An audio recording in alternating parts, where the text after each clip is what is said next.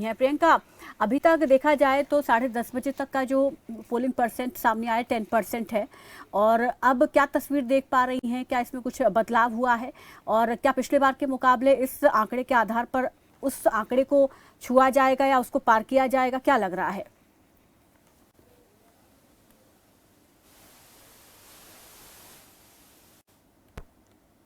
संसदीय चुनाव को काफी महत्वपूर्ण बताया जा रहा था, और जिस तरीके से कयास लगाया जा रहा था कि सुबह के समय ही वोटिंग प्रतिशत अच्छा खासा देखने को मिलेगा, क्योंकि रविवार का दिन है तो तमाम ऑफिस की, स्कूलों की छुट्टी है, और क्योंकि लोग घर पर मौजूद होंगे तो सुबह का समय होगा जब रविवार के दिन ज्यादातर लोग 12 बजे के पहले वोट देंगे। लेकिन ऐसा देखने को फिलहाल नहीं मिल रहा है। अगर 11:30 बजे तक के वोटिंग प्रतिशत की बात करें तो वोटिंग प्रतिशत फुल जो वोटर टर्नआउट है वो अभी तक 14.5% है, यानी कि काफी कम।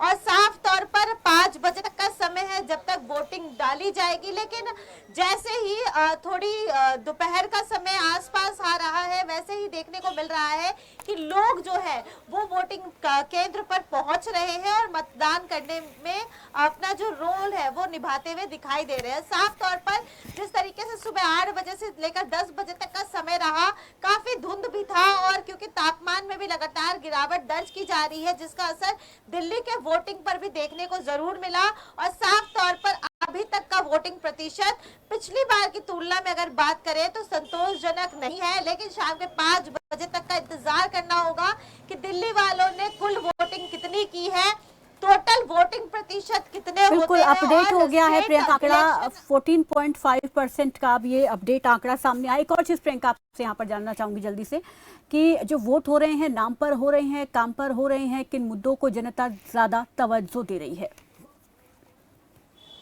जी बिल्कुल बिल्कुल, देखिए जिस तरीके से बीच में ये बातें निकल कर आई और राजनीतिक दल एक दूसरे पर दोषारोपण करते हुए, यूं कह सकते हैं राजनीति करते हुए दिखे, कि वोटिंग जनता मुद्दों को ध्यान में ना देखते हुए राजनीतिक पार्टी को ध्यान में देखते हुए देगी, क्योंकि लगातार प्रचार प्रसार करने भी उतरे, फ्रीबीज के वादे भी किए गए, एक दूसरे पे निशाना भी साधा गया। बीजेपी ने कहा कि अब तक जो भी कामकाज उन्होंने किया है बहुत बेहतर किया है।